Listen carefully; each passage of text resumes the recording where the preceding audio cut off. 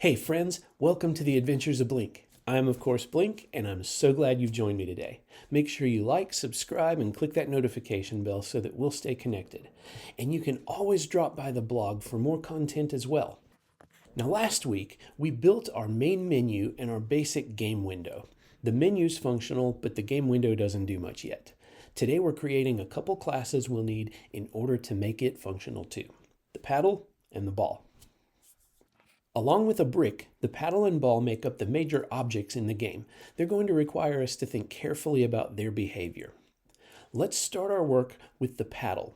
We're going to use object-oriented techniques to build it. Here's how. Okay, so to kick off today, we're going to create a new branch. Get checkout -b episode. And what are we on now? I think this is episode 4, isn't it?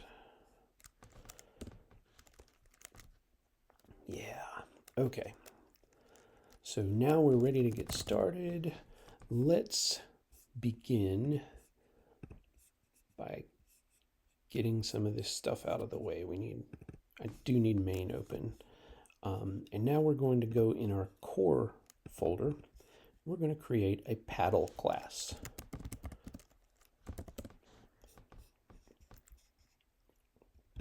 All right, shrink the terminal down here, and let's see if we can get started. So in order to build a paddle, because it's a Pygame component, we're going to need to import Pygame. It's going to be necessary so that we can use the libraries that are needed to build out the object in the way we want. Okay, so let's build our paddle class. Now the first thing we're going to need is to import Pygame. Because this is a Pygame related object, it's going to need access to Pygame libraries in order to build out successfully. And then we're just going to create a class paddle. And we'll start with the constructor here. When you construct a paddle, the only thing you're going to do is build a rectangle. Because that's all it is. Think about the actual physical representation. Now, someday in the future, like maybe even by the end of the season, I'm not entirely sure how this is going to play out. As I'm working through it, I don't know where necessarily I want to end up. But it would be possible maybe to make the paddle a graphic rather than just a simple rectangle that's drawn on the screen. Like pull in, a PNG file or something like that where I've got some kind of physical image rather than just a rectangle, a shape that's drawn on the screen. But for now, we're just going to do self.rectangle, and we're going to do a pygame.rectangle, and it's going to have an x coordinate, a y coordinate, a width, and a height. Now, where are those values going to come from? Well, if they're in the constructor, the only place they can come from is in the actual call. So they have to be passed in. And you'll notice that I'm transposing the y and the x as I write it into the function. And the reason that I'm doing this is because on the other side of the fence, when you're using this, you're probably in a mindset that you're thinking about row and column. And so rows transposed to y coordinates and columns transposed to x coordinates.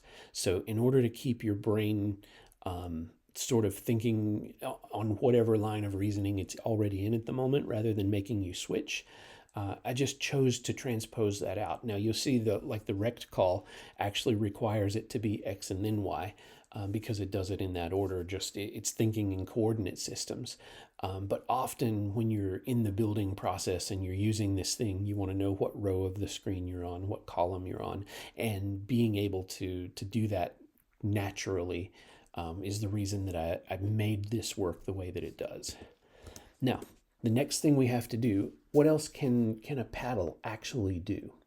Well, the only other thing it can do is move. So how are we going to make it move? We're going to define an update position method. And update position is going to get called by whatever screen it's on just to be able to tell it. And we'll see how to connect this into the app in a minute. But for now, I'm just going to put self. Okay, so we've defined the existence of a paddle, but now we need to figure out what else can a paddle do. And you might think, well, a paddle can move around, so that's going to be important. We'll hold on to that. But it can also collide with things. Now, collision is a little bit different because a paddle can't collide by itself. It has to collide with something else. And so that means that the act of colliding needs to be addressed at a different layer in our code. We'll get to that in a moment. But for now, we do know that we can move a paddle without anything else happening. And so let's go on ahead and define an update position. And for the update, we're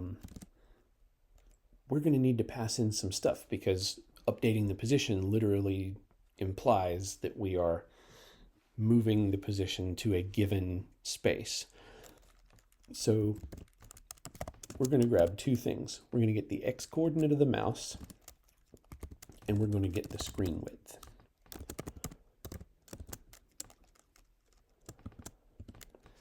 Okay, so I've elected to use the mouse as the controller for the paddle, which means if you move the mouse to the left, the paddle moves to the left, and when you move it to the right, it moves to the right.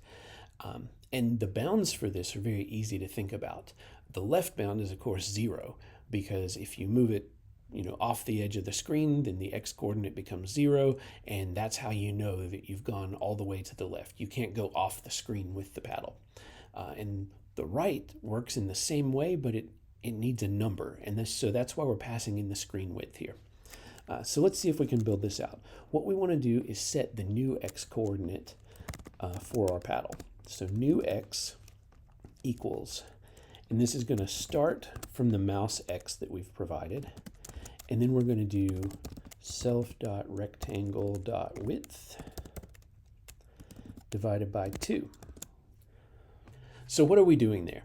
The mouse is now the new center position of the paddle. So the paddle has width. It has some degree of width to it. And so we're setting our mouse to mean that it's the center of the paddle. You effectively hold the paddle in the center and you move it around. Now, if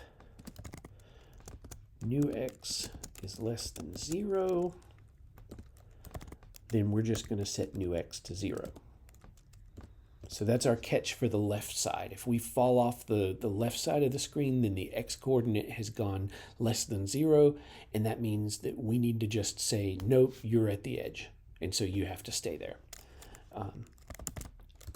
We're going to do an else if, and we're going to do new x is greater than the screen width minus self.rectangle.width.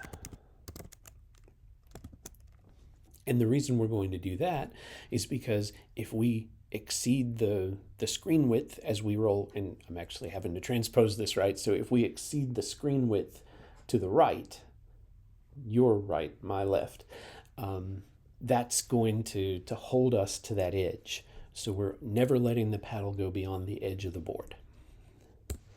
And so for that condition, we set the new x equals screen width minus self.rect.width.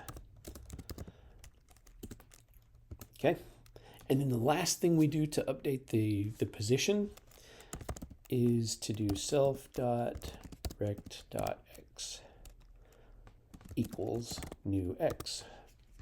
So we've decided up here what the new value is going to be, and then we assign it to the rectangle. And that's all there is to update.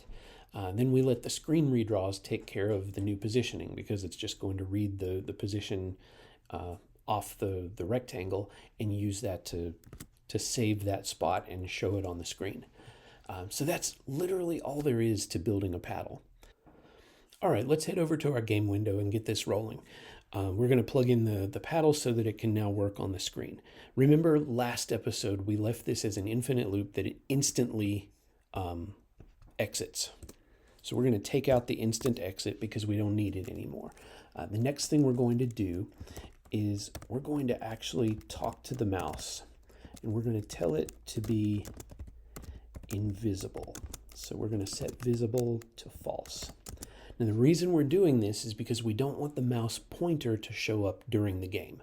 We want that to disappear when it's on the screen. Now, if you roll off the window, off the game window, then the mouse will reappear, and that's fine because that's operating system driven. But while you're inside of our window, we want the pointer to be invisible. We want to just feel like the only thing you are is the paddle. So we're going to add that in there. And then the next thing we're going to do is, oh, you know what? That's not where I wanted to put this. I wanted to put this out here. So before the while loop starts, we need to turn off the mouse. Now that also means down here at the very end, we need to set it back to true. So whenever you finish the game, whenever you leave the game window, you want your mouse to be visible again. You want to return the control there.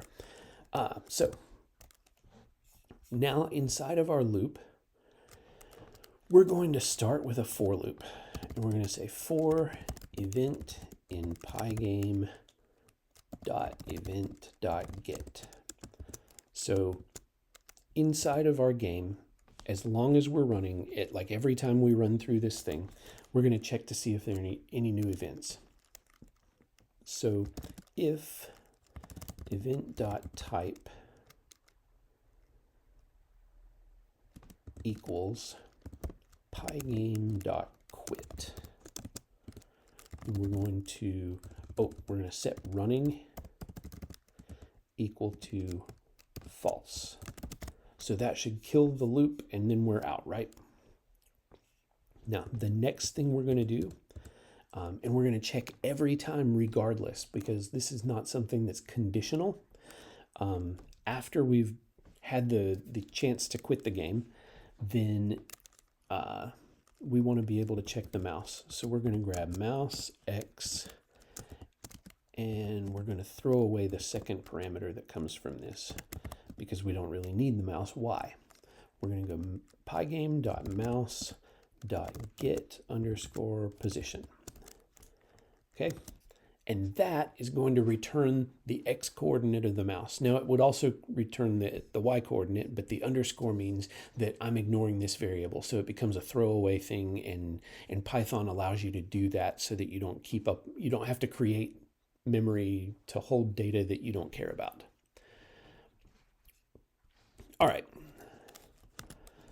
so the next thing we want is to do a self.screen.fill, and we're going to put in self.background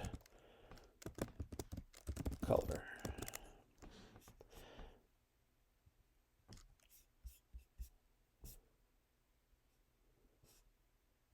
Now that brings up an interesting point, doesn't it? We don't actually have a background color established. So we're going to have to come back up to our init and set some things. So the next thing we're going to do is set self.background color equals, and the config is coming in so we can go get it from there. Let's see, we want config.get, and we're going to make a new section called game.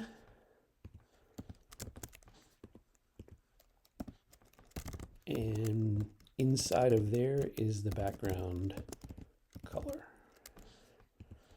And so if it can't find it, we'll just use black. All right, that means we got to go over here and create a game section.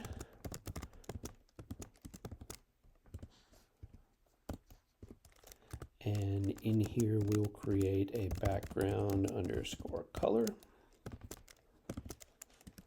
And that will be,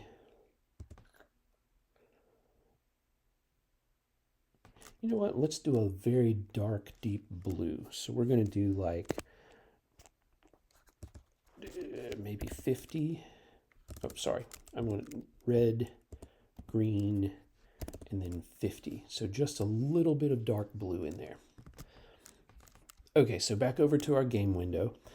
After the screen fill with the background color, the very next thing we're going to do is update the position of the paddle. This should happen first in every frame. So we're going to do self.paddle.update position. And for this, we want the mouse X that we just established. And we want the screen width.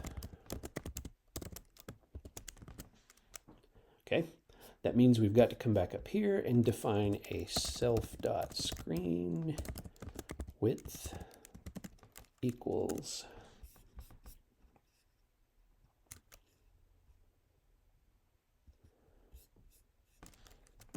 config.get, and that came from the app section. So app.screenWidth. That's what we're working in. So we're going to do app, and then another get for screen width, and we'll set that number at I don't know, 400, something. Just, we'll know things are wrong, right? So maybe we even make it smaller. We do 100 or something, so that it can never move. Like, that would be your hint that something's not right. All right, so we've set up that, but we haven't actually created the paddle yet. So the next thing we have to do is go update our imports. We're going to do import core.paddle. You know what? I'm actually going to pull that in just as the class. So I'm going to do from core.paddle import paddle. Okay. And then up here, I need to establish the paddle as an object in our game. So the fun of this is, in order to build the paddle, I have to have a whole bunch of other numbers that I've already decided on. So we're going to talk about, just a minute here, how we get the sizes of everything to work out. So I'll put it on the screen here just so we have it in front of us. We're going to create something called self paddle, and then we're going to do paddle, and it's going to have an initial y coordinate. It's going to have the screen width divided by 2 as its x coordinate. It's going to have the paddle width, and it's going to have the paddle height. Okay. Now, there's some stuff that hasn't been defined here. I get that. But I want to make sure that you're on board with what we're building. So those are the things that go into creating a paddle. Now let's go create the things that we're missing. So we're going to come to self.screen height. And I'm going to just paste in this and fix the one little part here, because that's all it takes. All right, so that takes care of getting the screen height, which I'm going to need to calculate some of these others. So the next thing I'm going to do is let's calculate the paddle height. So in order to figure out what the paddle should look like on the screen, I'm going to pick sort of an arbitrary number, probably like 20, I guess. And the idea here is that the height of a paddle is going to be 1/20th the height of the screen. And that way it kind of scales up and down and looks okay on the screen. We're kind of getting into this mindset that we want things to be proportional to the space we're working in. So I'm going to set the paddle height is equal to self.screen height divided by 20. Okay, and that is going to set the paddle height to be proportional to the size of the screen. So if you have a really big screen, you're going to have a really thick paddle, but it's going to look the same on everywhere. So everything should feel consistent. Now the paddle width, we have to set that value, and that number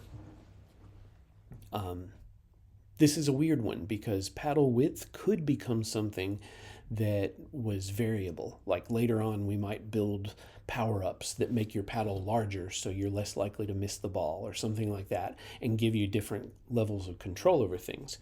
But for now, we're going to just kind of make it a constant. And the idea that I'm going to go with here is I want the screen width. And so in the same way that I did the height is 1/20th of the screen, I'm going to do the width of the paddle is 1/6 the width of the screen. And that makes a decent sized paddle. You can still move around. We may adjust the number. As we play the game, we might find that it feels better if it's larger or smaller, depending on the situation. Like we want to make the game hard enough that you have to have some skill to be able to keep the ball bouncing, or it's not fun.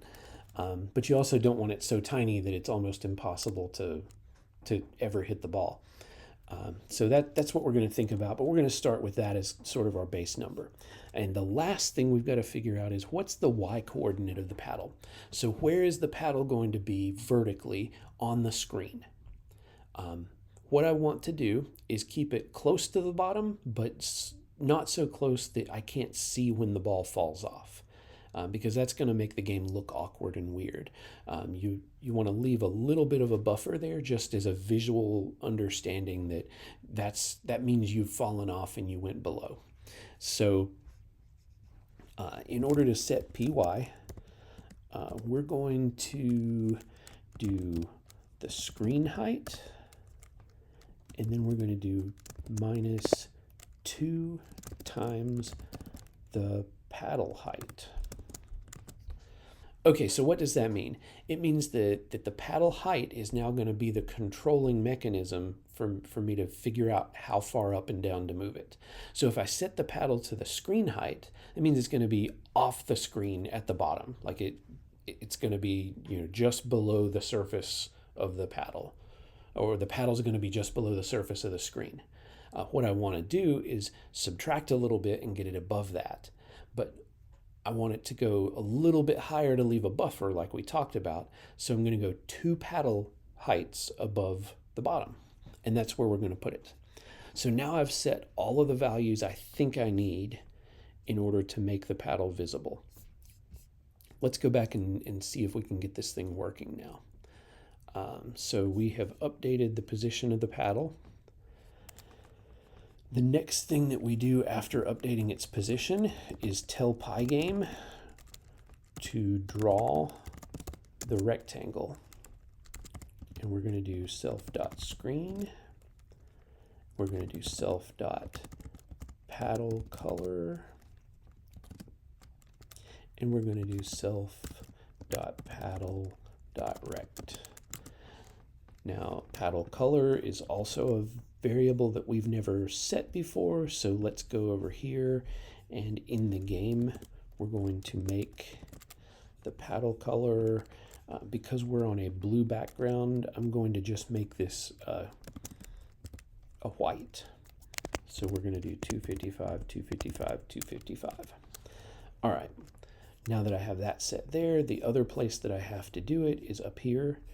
I'm going to set self.paddle color in the constants that I'm pulling in, and I'm going to do config, and again I can just copy paste, so I'm not even going to finish typing that out. And we're going to do paddle color, and the default value will be white. Okay, so now I should have enough to be able to see. Oh wait, I needed to do a display.flip at the end of that, because you need that to make sure that the screen is clear of artifacts. So okay, so we should be able to run the app here. Let's go on ahead and do that, and we get a new game, and we get an error. Game window object has no attribute screen.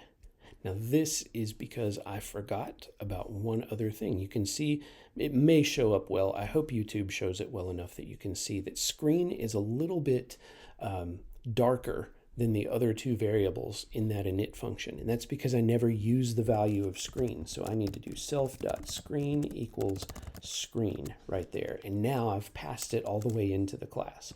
Let's go on ahead and run this. And now we should see it. And we can see that the paddle moves. And you can see, like, if my mouse goes off the edge, I can see the pointer.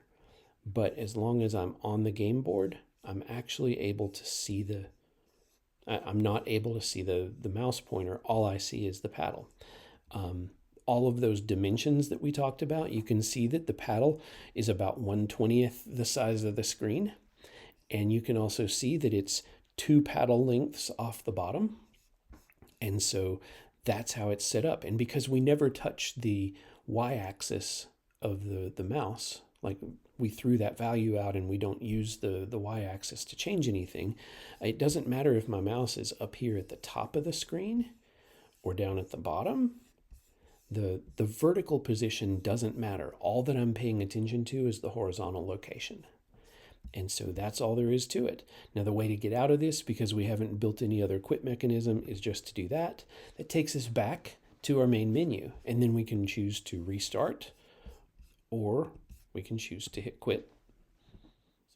The next thing we're going to need is a ball. Just like with the paddle, we're going to build a class to describe the ball. It will only need a few features inside it.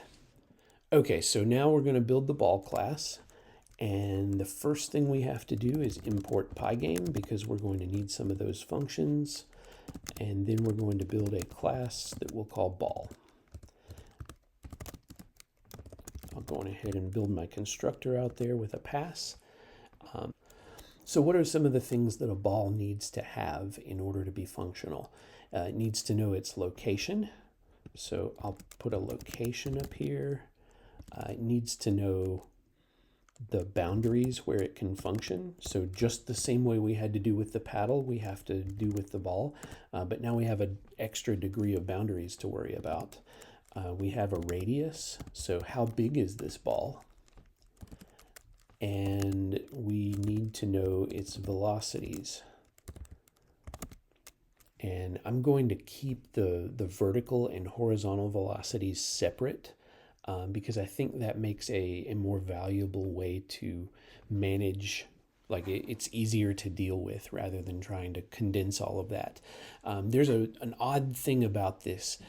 If you've done any formal training in Python and you've read through a bunch of things and sat in a class before or something, you're probably thinking about all these weird data structures you could use. I should have tuples for this, and I should have this and that and the other, and I should have an array of tuples, and you start to build this complexity.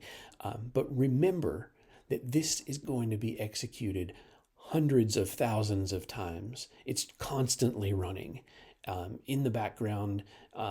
And if you think of, even if we were to cap ourselves at like 60 frames per second, well, that means every second is 60 iterations of having to do this arithmetic and data structure management.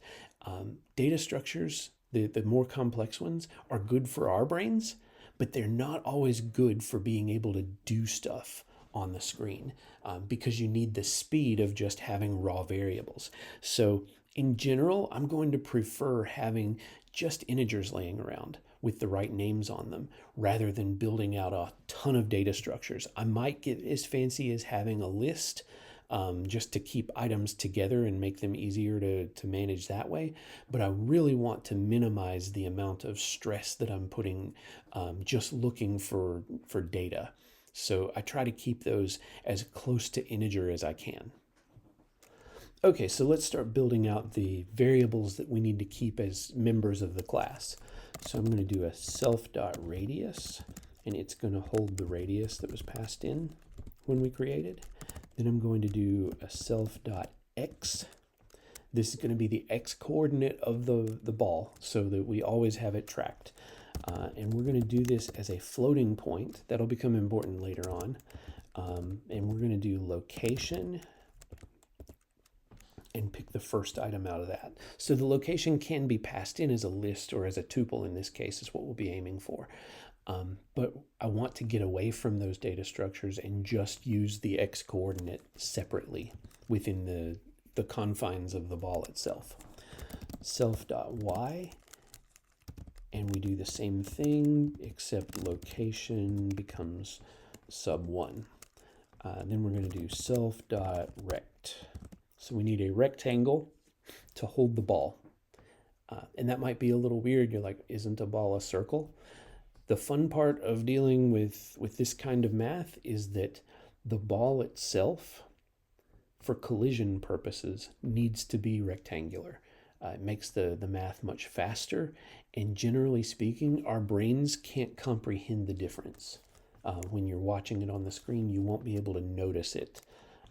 So we kind of cheat there, and we just make everything a rectangle, and that's what we're going to work with.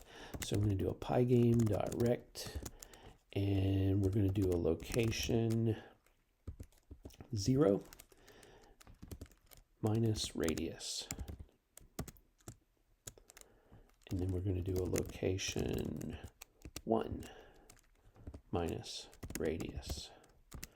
And so that sets the size of the rectangle appropriately. Or I guess that sets the location of the rectangle appropriately.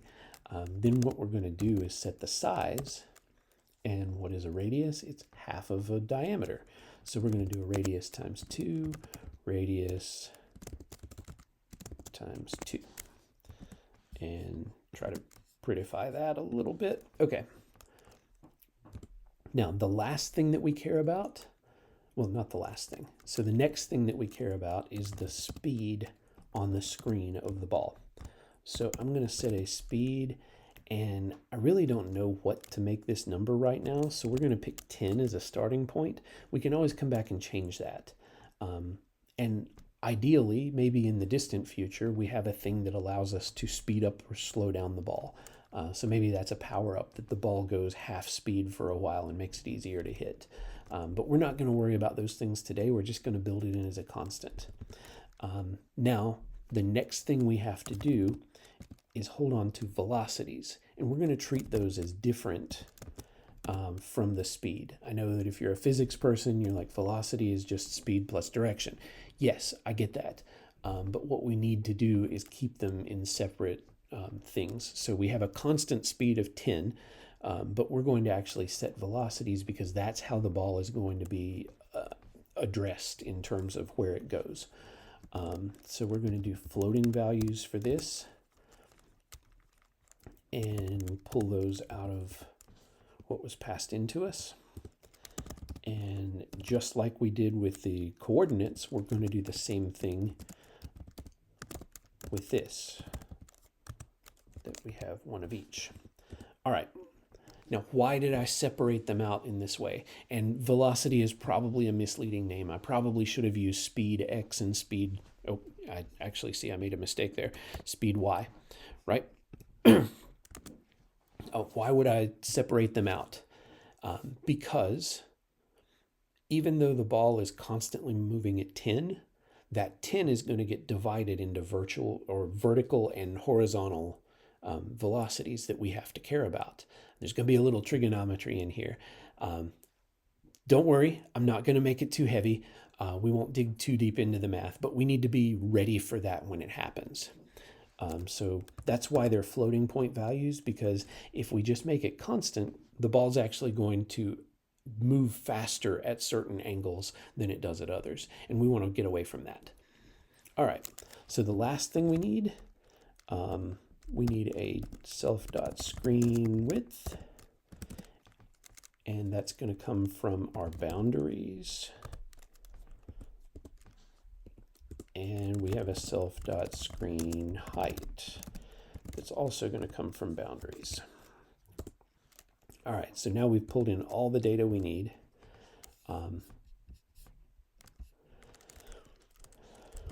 We're going to go on ahead and define an update position, just like we did for the paddle. So updating the position. This is pure math. And the reason that we have the velocities set this way is because it's very easy for us then to go self.x plus equals self.velocity of x. and self.y plus equals self.velocity_y. All right, then we're going to do self.rect.x equals self.x.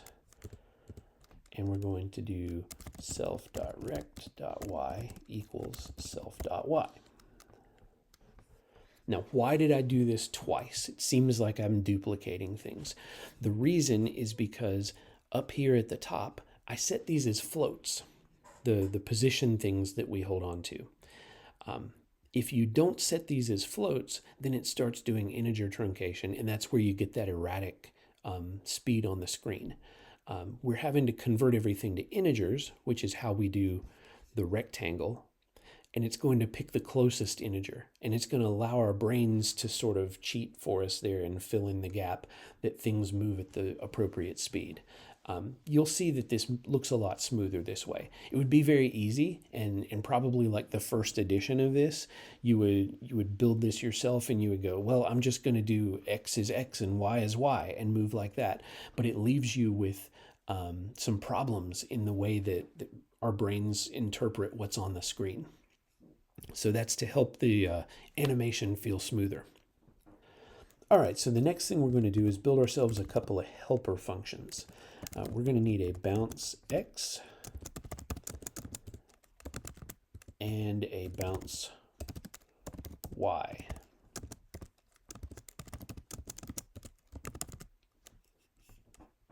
So if you noticed, all of my updates to position are done as plus equals. So I'm always adding. But what that means is that the velocity is going to need to be our measure of which direction, right? So the velocity thing actually does work for us. It's speed and direction together. Vector.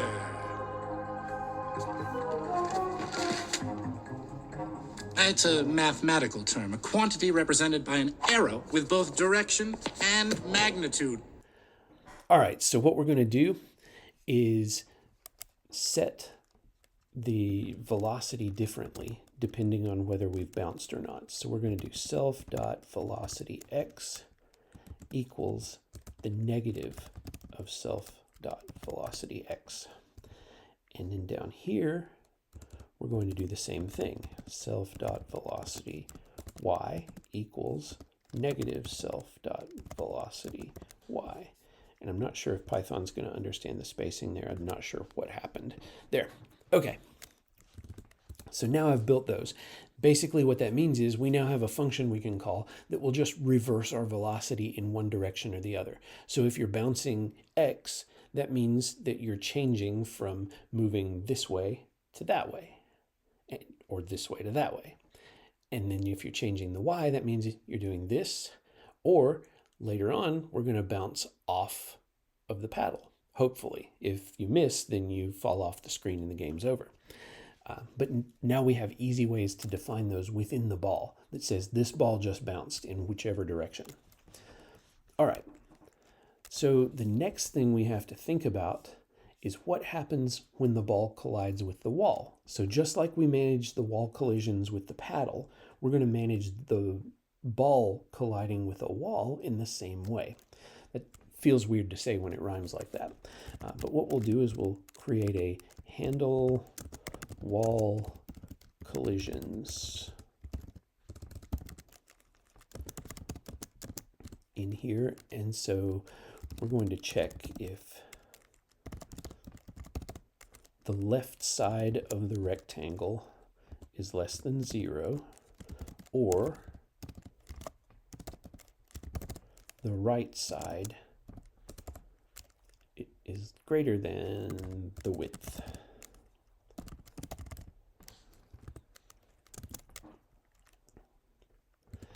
And if that happens, then we want to do self.bounce x.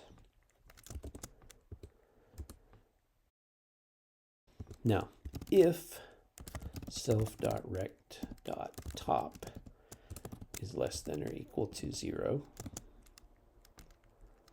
then we want to do self.bounce y. However, the bottom wall is going to get treated a little differently. So self.rect.bottom rect.bottom is greater than or equal to self.screen height. Oops, my colon got missed. There we go. Return true. Else return false. All right, so what did we do here? Well, there are three conditions that we actually can do things with. We can hit the side walls or we can hit the top wall. And in those cases, it's just a bounce. It's just a matter of picking which bounce we want to use. However, for the bottom, we have to think differently. And so handle wall collisions is actually going to return a Boolean based on whether the game has ended, because the only way for the game to end is for the ball to fall off the bottom of the screen. So if that's the measure of success or failure, then this handle wall collisions is going to tell us. So every time we call it in the main loop, we're going to need to know whether the game ended just now. Now, there is one thing that I've left out of this, and that's how this game actually starts. So if you remember, we have set all of this information about the ball when it's created. We're probably not going to want the game to start instantaneously when you click New Game. We're going to want to give the user a way to sort of ease into it, because that could be really frustrating if you just start the game and then the ball starts bouncing and you don't have time to react. So what we're going to do is we're going to create a method that we're going to call start ball. I'm just going to drop it right in here. Oops, there we go. And we're going to do start ball self. Now start ball is going to be very simple. All it's going to do is it's going to change the velocity in the y direction to the speed. And that means that the ball is going to drop straight down.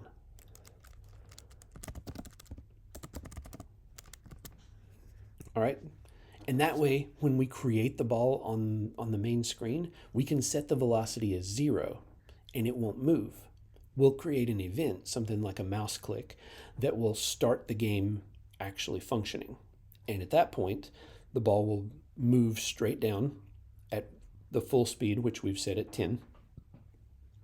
And that gives us time before we actually click, before we actually do the click to start the game. Then the paddle can be in the right position and like, okay, I'm ready to start. Click. Now that we've written our ball class, we need to add it to the game board just like we did with the paddle. The ball will bounce off the walls of the game window on either side or on top, but the bottom will be treated a little differently. It will cause the game to end. All right, so let's head back over to our game window and let's see if we can start building this in so that we'll be ready to try this out next. All right, so the next thing we have to do is set a self.ball. And I'm actually going to do this as balls, and I'm going to do an array because I want to leave the option later on to have multiple balls on the screen. I think it would be fun to have like a split power up or something, where suddenly now you have 2 balls that are bouncing and you have to try to keep them both up. And then what we'll do is set it so that, the ball falls off the screen, then you lose that one. But as long as you have one left in the screen, then you should be good. Let's set the ball radius.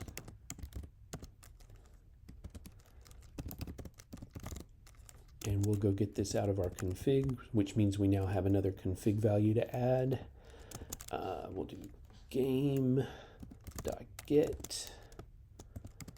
default ball radius. And we'll set the default radius at 10. Again, I'm picking numbers right now. We'll see what looks good. It's always worth adjusting. So let's go over to our app config and make sure that's available. So in here we do default ball radius, and we will set that to 10. Okay, now in the game window, the next thing we need to do with this, we're going to append our first ball. So we're going to do self.balls.append, and we're going to do self dot init ball, and we're going to pass in the height of the paddle and the ball radius. All right, now I've called init ball, but it doesn't actually exist. Let's build that real quick so that we've got it handy. This is going to be the way that we set up our initial ball. We want to make sure that we have control over that ball. So this is something that only gets called at the very beginning of the game. You're going to call it once as you start, and then after that, everything's just sort of happening live. So we're going to do live there, and we're going to do the paddle height, and we're going to do the ball radius. Okay, and in order to init the ball, we're going to do self.screen width divided by 2. And we're going to do self.screen height minus 3 times the paddle height. Now, what did that do? Well, that says that the ball is actually going to start at 3 paddles above wherever the paddle is, in the middle of the screen. And that gives us a place where we can now preset. The ball is going to be stuck in position. We're actually going to define that here. So we'll do a return ball and do self.screen width, self.screen height. Then we're going to do ball start, the variable we just created. We're going to do ball radius, and we're going to pass in 0, 0. So those are the initial velocities of the ball.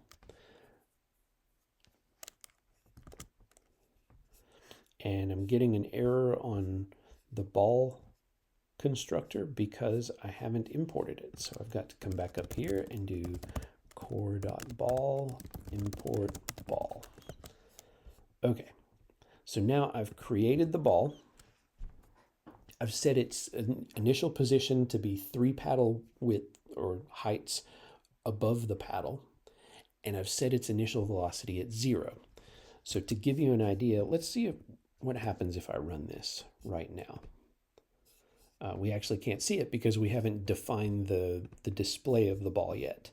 So we've got to go add that in. Let's see. The next thing we're going to do is down in the run method, right? So after we have drawn the paddle position, so this needs to be, I'm going to put something over this, a comment, so that we can see paddle update. Now we're going to have a section for ball update. Okay, so inside of here, we're going to do for ball in balls, and this is self.balls, sorry. Got to be able to do that. Okay, now, the first thing we're going to do is update the ball position. So that uses the method that we created inside the ball class to change the position of the ball based on whatever the physics, like all the velocity things that we looked at, right? So it now knows that it can bounce off walls, and it knows that it can fall off the bottom of the screen. That's all it knows to do right now. Okay. So then we're going to do pygame.draw circle.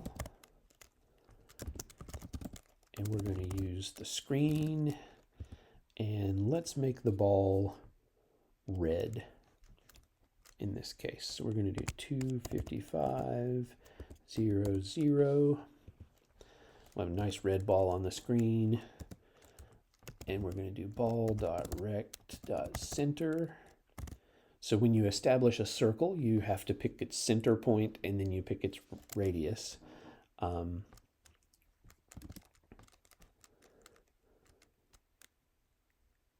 we're going to do ball.radius. Okay, so we should be able to run this, and let's see if we can get the ball to appear.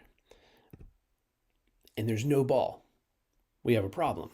So it must be something we did incorrectly. And I think this is probably my editor fouling up something that I did wrong. So yeah, okay, I see now. If I look at the ball, I define it as location, boundaries, radius, velocity. Well, I start with boundaries, and then I have location.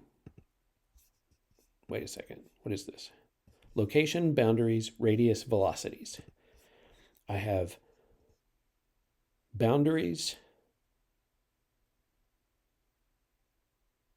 location, radius, velocities. So these are out of order.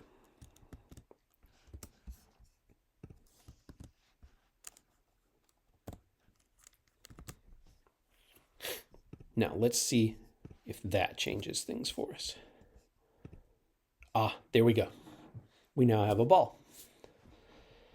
But the ball doesn't do anything. It just sits there because we never gave it a way to speed up. The other thing I noticed is that the position of the ball initially didn't look good to me. I think it needed to be higher. So where did that p height come from? Okay. All right, so how do we actually make the ball start to do stuff when we want the game to operate? So the first thing I'm going to do is, do you remember we set up this quit thing, which is just a way that if somebody clicks to quit the application, it tells Pygame to shut down. We're going to add some stuff in here because we're going to give one more way for people to interact with this. All right, so what we're going to set, I'm going to come up above that, and I'm going to look for a new event type. So if event type equals pygame.mouse button up. Okay, so I'm looking for when the mouse is lifted, like when you lift your finger off the click. So it's not the click action, it's when you lift up afterward. And there's a reason that we want to do that. We want to focus on it being mouse button up, because if you do the click, you might actually get a double every time something happens, it's going to register the mouse down. And what we want to do is, we know that once you pick it up, that's the finish of a click motion.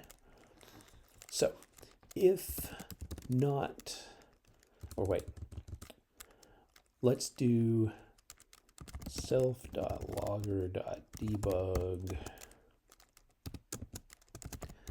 detected mouse up. And we're going to do a note in here.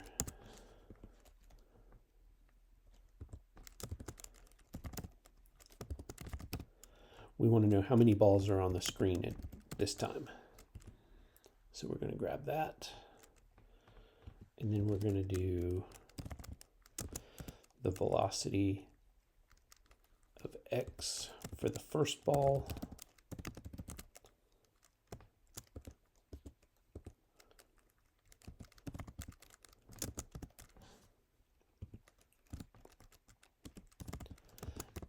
And we want to know both velocities.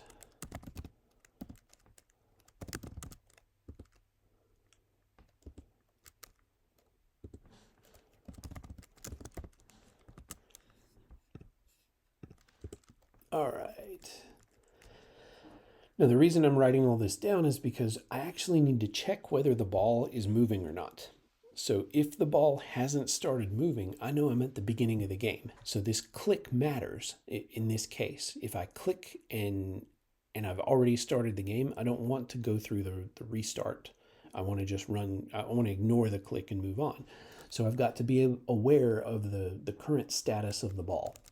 So if the length of self.balls equals 1 and self.balls 0,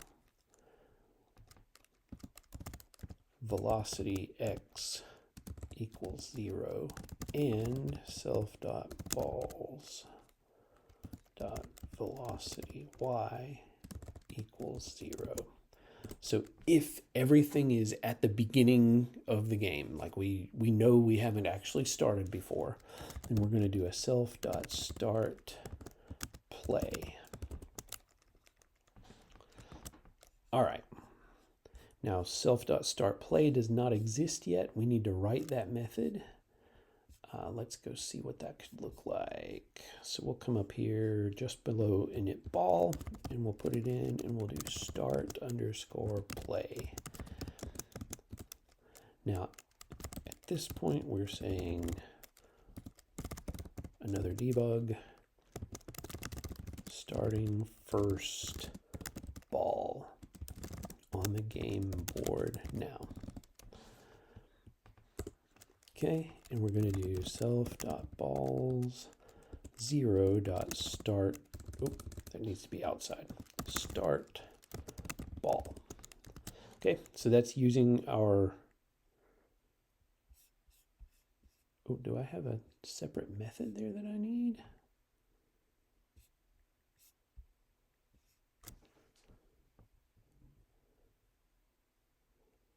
Oh no, start ball was in the ball, wasn't it? Yeah. Okay. So that start ball is right here, and that just sets the initial velocity. Okay. So let's take a look. Now I hit new game. Oh, and I get a crash right away.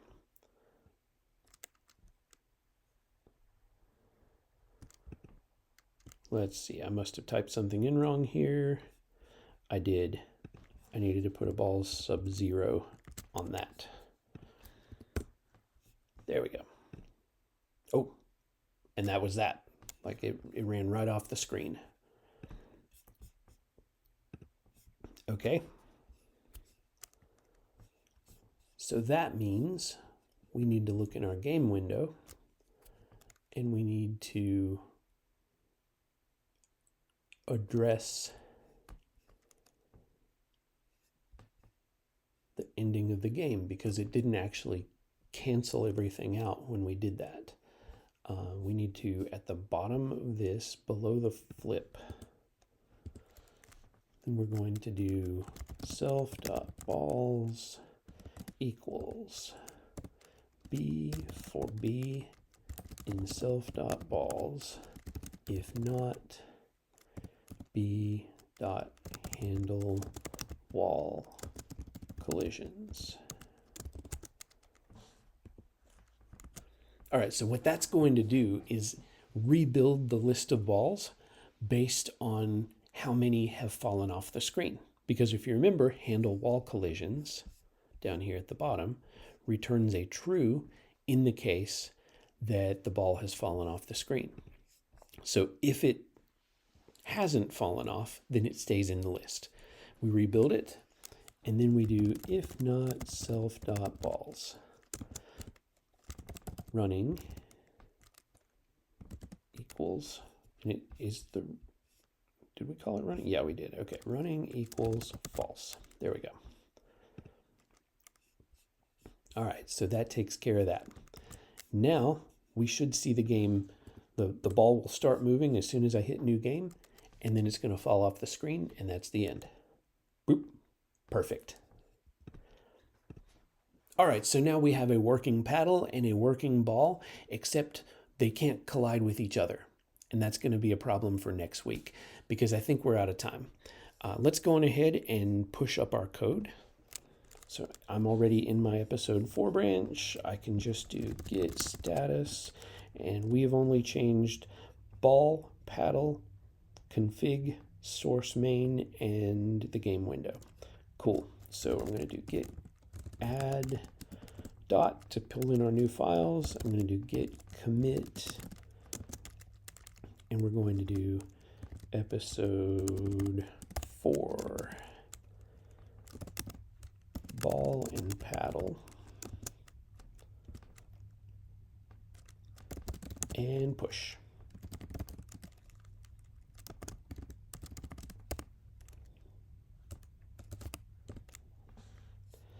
All right, then I'll head over to GitHub and we'll open a pull request.